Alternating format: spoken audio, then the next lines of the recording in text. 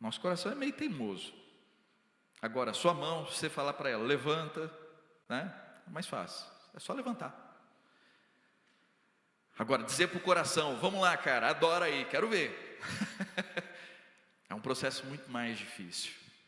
No entanto, quando eu levanto minhas mãos, meu coração começa a entender que meu corpo está me levando para um outro espaço, um outro lugar, uma outra dinâmica, uma outra compreensão. O que isso significa? Quando eu levanto minhas mãos, quando eu canto, quando eu fecho os meus olhos para orar. Esses movimentos são muito mais do que uma coreografia evangélica que a gente vai aprendendo. São movimentos que vão disciplinando o nosso coração para a adoração. São movimentos que disciplinam o nosso coração para experimentarmos a presença de Deus. E nesse sentido, exercitarmos, não só levantar as mãos, mas tantos outros movimentos é muito importante. Quando você se levanta para cantar, quando você se assenta para ouvir, quando você se ajoelha para orar. Então tudo isso está comunicando algo. Faz sentido eu pregar aqui meia hora com todo mundo em pé, me ouvindo? Não, não faz o menor sentido. Vocês vão ficar desconfortáveis, eu vou ficar desconfortável vendo vocês desconfortáveis. Eu pregando, vocês com a mão levantada aí. Enquanto eu estiver pregando, não abaixa a mão. Não. Não faz sentido isso. O que a gente faz precisa ser coerente com o culto que estamos prestando a Deus. Como é que é a sua... Quais são os seus gestos enquanto você adora a Deus? Ou você fez uma aplicação de botox espiritual, tem nenhuma expressão, nenhuma, tudo paradinho assim, intacto.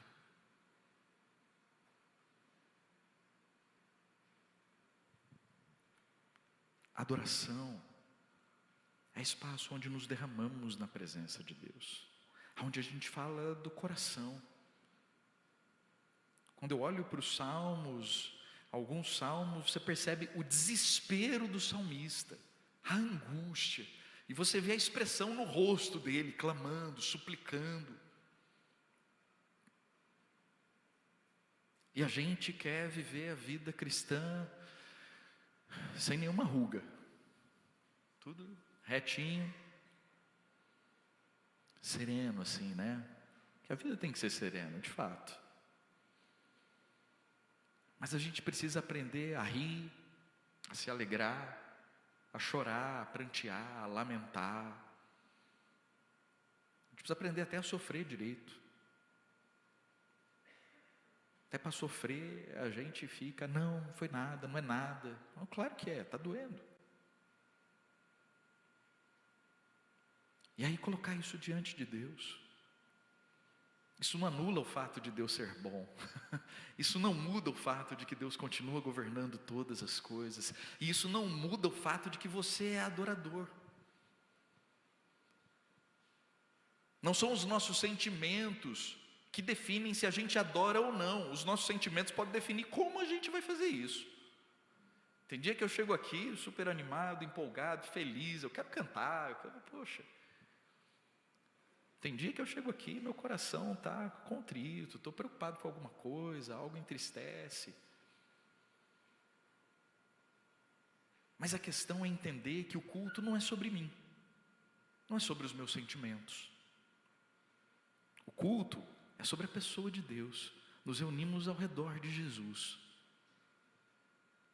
E à medida em que olhamos para Ele, à medida em que nos aproximamos, bendizemos o seu nome, fazemos gestos na direção de Deus, o nosso coração vai se movendo, os nossos sentimentos vão se abrindo diante do Senhor. e a gente começa a experimentar a bênção dele sobre as nossas vidas. O Calvino vai fazer um questionamento: por que os homens levantam as mãos enquanto oram? Não é para que seus corações possam ser levantados ao mesmo tempo para Deus? É essa a ideia. Então não fique achando que levantar as mãos não é coisa de presbiteriano.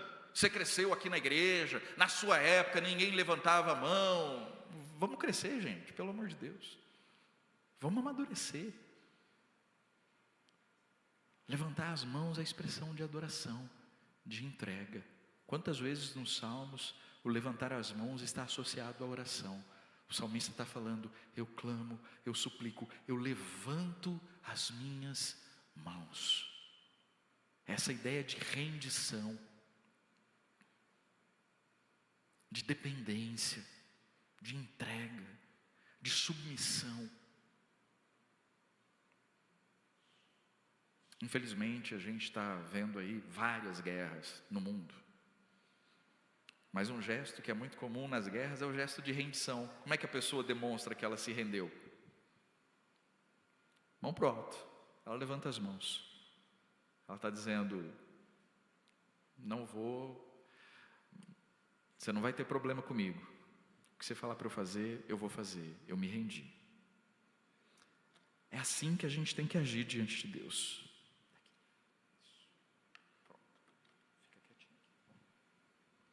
É assim que a gente tem que agir diante de Deus. Um coração rendido diante dele. E como a gente faz isso? Talvez seu coração não está sentindo isso. Então começa levantando as mãos.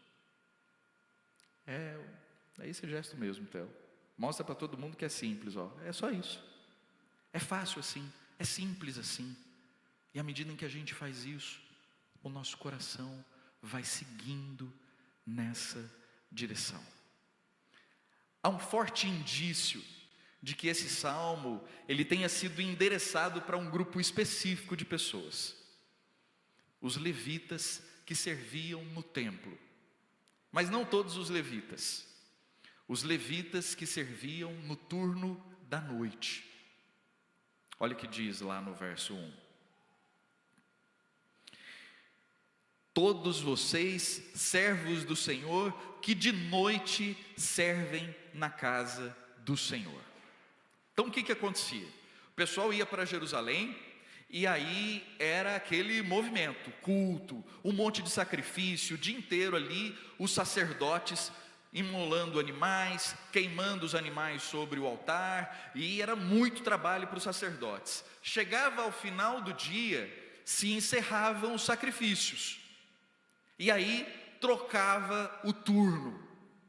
Quando trocava o turno, os sacerdotes que vinham no turno da noite, eles não tinham trabalho com o sacrifício, eles não tinham trabalho de ficar imolando animais, não tinha gente lá, então não tinha povo lá para cultuar, todo mundo ia descansar, ia dormir, para voltar no outro dia. O trabalho deles era de limpar, organizar, porque no outro dia teria culto novamente. E havia uma outra função muito importante, era não permitir que a chama do altar se apagasse. E essa chama havia sido acendida por Deus quando o templo é inaugurado. Na inauguração do templo cai fogo e o altar é aceso e essa chama é preservada e é mantida ali. Então imagina um sacerdote no templo vazio, depois deles terem feito o serviço mais pesado ali do início, de limpeza e organização, às 3 da manhã, aquele silêncio, não tem mais nada, não tem mais ninguém, cansado. Então é muito comum ele simplesmente relaxar, a gente baixa a guarda. E aí o salmo é para essas pessoas, dizendo: vocês que servem no turno da noite, bendigam ao Senhor. Aí eles podiam falar: mas 3 da manhã, difícil, Aí eles falavam: não, então levanta as mãos, se mexe, faz alguma coisa para acordar, para mover o seu coração. A adoração não pode parar, o culto não pode parar, a chama não pode se apagar. Se vocês não cuidarem, a gente vai perder esse ambiente de adoração, e ele não pode ser perdido. É muito importante que isso aconteça. E o salmo termina com uma bênção. Eu gosto de pensar nesse salmo como um cânone. O cânone é quando cantam um lado, o outro. Quem é da época da escola dominical aí, a gente sempre cantava aleluia, aleluia, aleluia, aleluia. Olha lá, gente, aleluia, aleluia, aleluia, aleluia. Aê! Isso, e aí ficava um lado, o outro, menino, menina, homem, mulher, dava de tudo.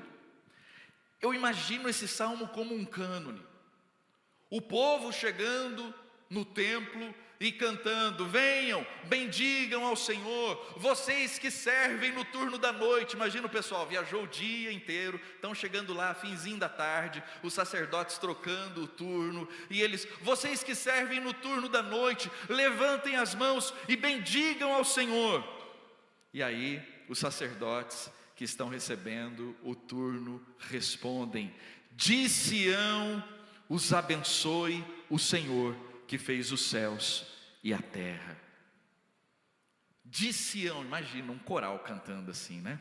E aí o povo de novo: venham, bendigam ao Senhor, vocês que servem no templo. E alguém lá conduzindo, dizendo: mais alto, gente, não ouvi, cadê os sacerdotes? Estão dormindo?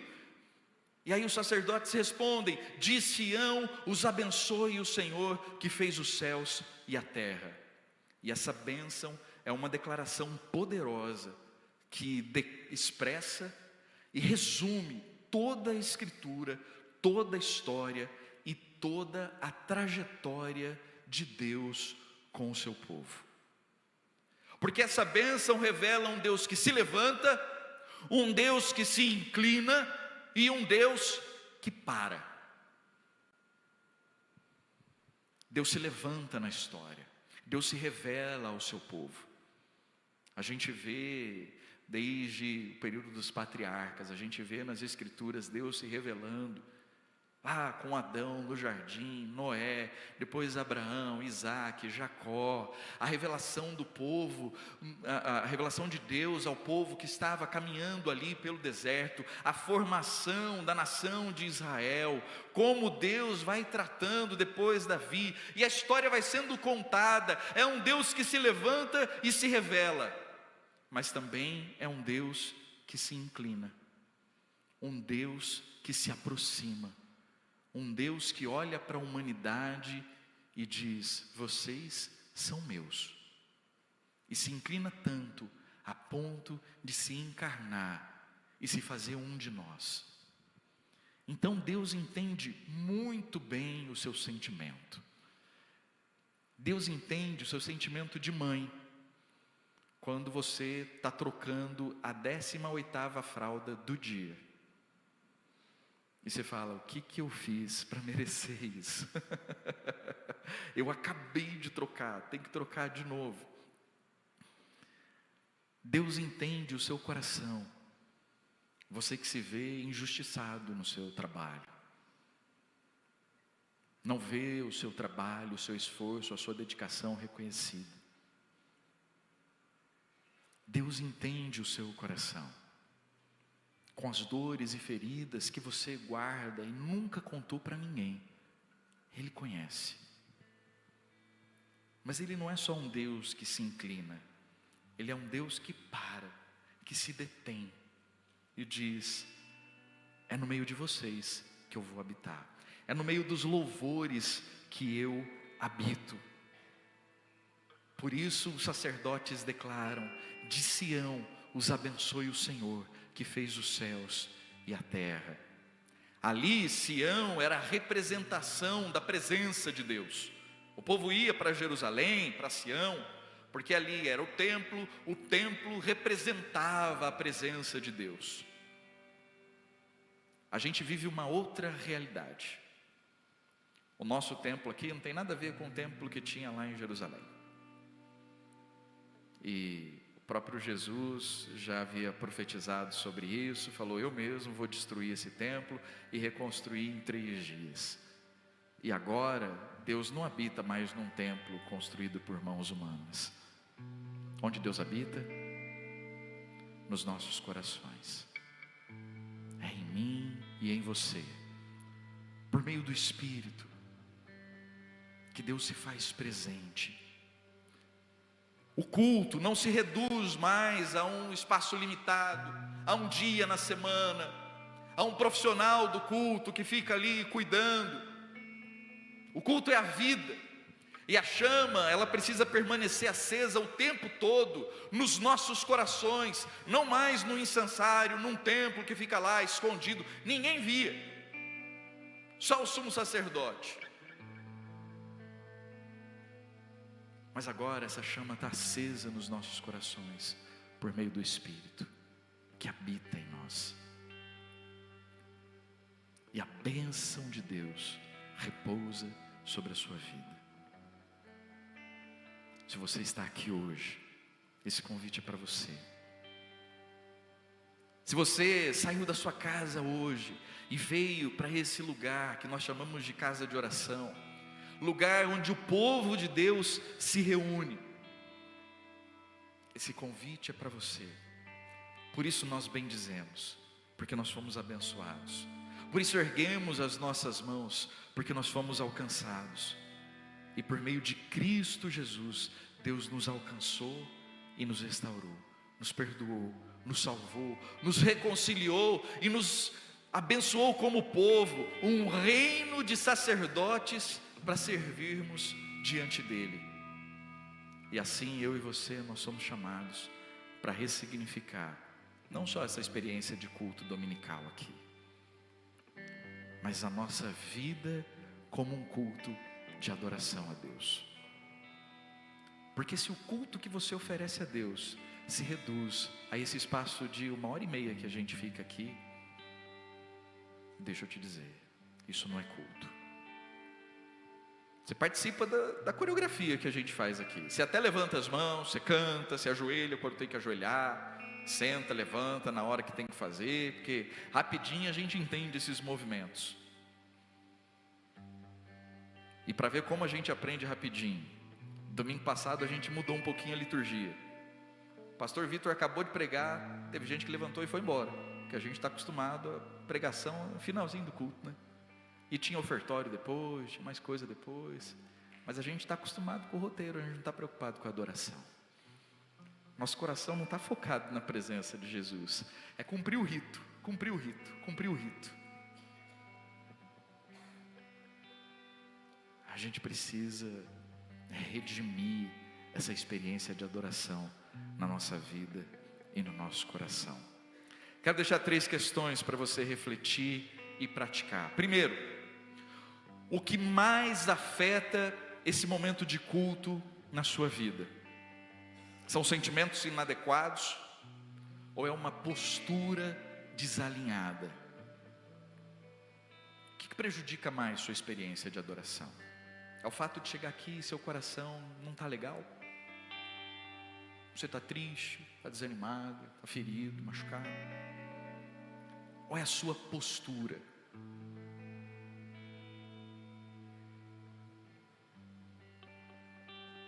É como você se porta. É como você conduz o seu coração em meio às canções, orações, ouvir a palavra.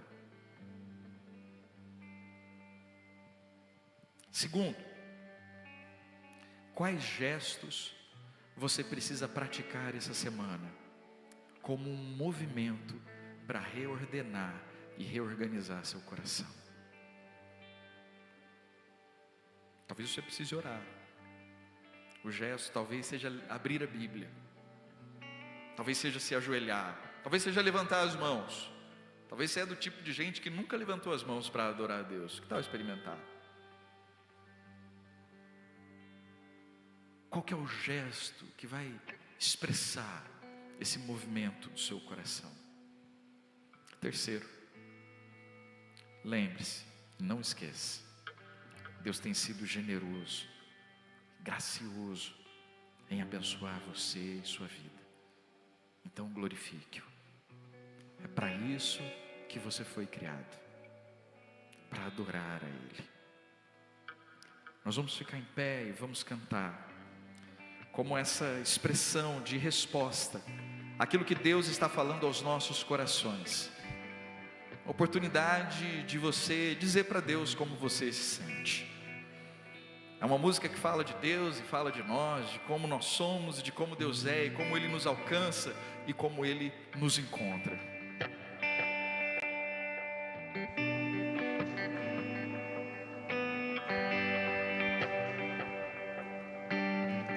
Junto ao poço estava eu, quando o homem judeu viu a sede que havia em mim. Sem me ouvir, conheceu e me ofereceu uma água que jorra sem fim. Dá-me de beber, pois tenho sede. Não quero mais buscar em outras fontes. Não precisarei aqui voltar pra minha sede saciar, uma vez que eu já ouvi teu falar. Tu és por quem a minha alma esperou, a fonte da vida que me encontrou. És o dom de Deus, o Messias, o meu Salvador.